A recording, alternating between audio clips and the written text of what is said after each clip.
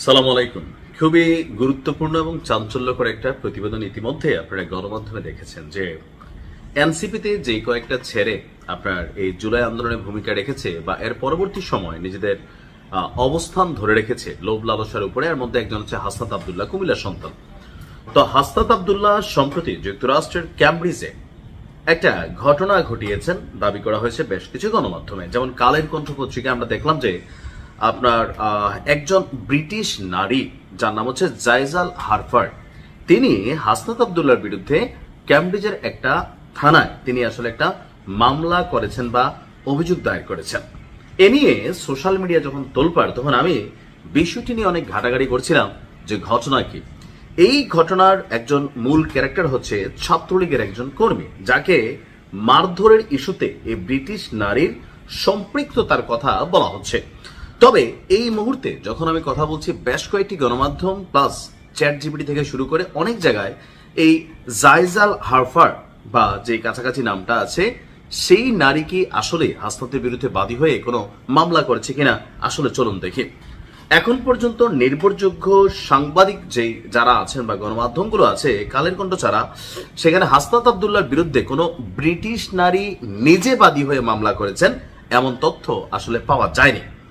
সামাজিক মাধ্যমে যে নামটি প্রচার করা হচ্ছে সেটি নিয়েও নির্ভরযোগ্য তথ্য কালের কণ্ঠ পত্রিকা ছাড়া আসলে অন্য কোনো পত্রিকায় তেমন ভাবে আসেনি।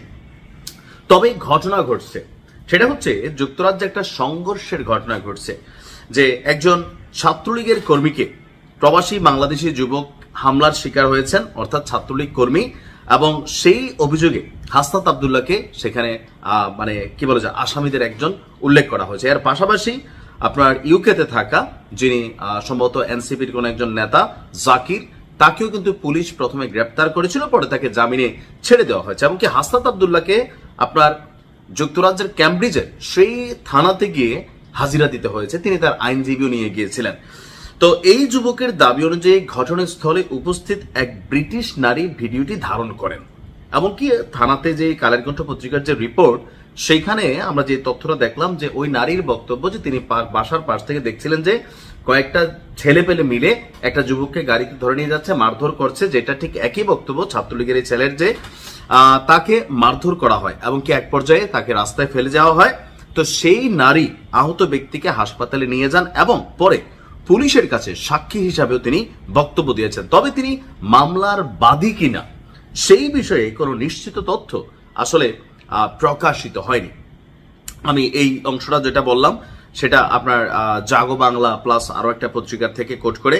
অন্যদিকে আপনার ঢাকা টাইমস সহ আরো বেশ কয়েকটা পত্রিকা বলছে যে এনসিপি ইউকে অ্যালায়েন্স বলছে হাসনাত আব্দুল্লাহ এবং তার সফর সঙ্গীদের বিরুদ্ধে রাজনৈতিক উদ্দেশ্যে মারধরের অভিযোগ এনে মামলা করা হয়েছে এবং তারা অভিযোগগুলোকে অস্বীকার করেছে।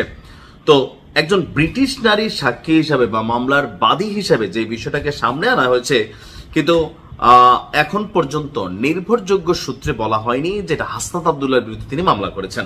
তো এখন হয়েছে কি যে হয়তো ছাত্রলীগের সেই ছেলেটাকে মারছে, এটা সত্য, সেও থানায় এখানে ফুটেজ অনেক কিছু তারা কানেক্ট করছে বা ঘটনার ভিডিও টিডিও থানাতে সে অভিযোগও করেছে। আর একজনকে যেহেতু গ্রেপ্তারও করা হয়েছে, পুলিশের প্রাথমিক ইনভেস্টিগেশনে হয়তো কিছু না কিছু সত্যতা মিলেছে। তবে ব্রিটিশ নারী সরাসরি হাসনাত আব্দুল্লাহর বিরুদ্ধে মামলা করেছেন এটা স্পষ্ট না। তবে সেখানে যে ঘটনাটা ঘটেছে সেখানে সম্ভবত তিনি একজন সাক্ষী হিসাবে নিজেকে উপস্থাপন করেছেন। আর এইটাই কি আসলে পত্রিকায় মামলার বাদী হিসেবে মামলা হিসেবে আসলো নাকি আরো পেছনে তথ্য আছে? তবে হাসনাত আব্দুল্লাহর কিছু সমস্যা আছে। সমস্যার মধ্যে একটা হচ্ছে যে কোনো জায়গায় তিনি গরম হয়ে যান। এই যে গরম হওয়ার বিষয়টা দেশের মাটিতে আর দেশের বাহিরে এগুলো আকাশ পাতাল পার্থক্য। অর্থাৎ বাংলাদেশে এনসিপি কর্তৃক অনেকগুলো মব এই দেশে হয়েছে কম বেশি, তো এখনো অনেকের মধ্যে সেই মবের মেন্টালিটি আছে। তবে হাসনাত আব্দুল্লাহ আমার মনে হয় সবকিছু মিলিয়ে মানুষ তো বিতর্কের উঠতে না। তো দেশের বাহিরে গেলে এমন কোনো কর্মকাণ্ড করা যাবে না, সেখানে গেলে আপনাকে গালি দিবেই, এটা হচ্ছে বাস্তবতা। আওয়ামী লীগ যখন এক সময় শেখ হাসিনা যখন দেশের বাইরে যেত, তো বিএনপি জামাতের নেতা কর্মীরা তারা কিন্তু রাজপথে দাঁড়াইতো, সেখানে ডিম ছড়ানোর চেষ্টা করতো, স্লোগান দিত। এখন যেমন ইউনুসের সময়, ইউনুস যখন দেশের বাইরে গেছে আওয়ামী লীগ একই কাজ করছে। সো ওই ধরনের প্রটেস্ট হচ্ছে একরকম। তবে দেশের বাইরে গিয়ে কেউ উস্কানিমূলক অ্যাক্টিভিটিস করলে তার সাথে মারামারি হাতাহাতি দ্বন্দ্বে জড়ানোটা আসলে একটা অরাজনৈতিক অ্যাক্টিভিটিস, ইমেচিউর অ্যাক্টিভিটিস, যেটা দলের জন্য ক্ষতিকর হইতে পারে। ইভেন বিদেশে মামলার আসামি হয়ে গ্রেপ্তার হইতে পারে, ওইখানে কে এনসিপি আর কে প্রধানমন্ত্রী এগুলা গণার আসলে টাইম নাই। তো যাই হোক, বিষয়টা নিয়ে হয়তো আরো প্রতিবেদন আসবে, আমরা জানতে পারবো। ভালো থাকুন, আসসালামু আলাইকুম।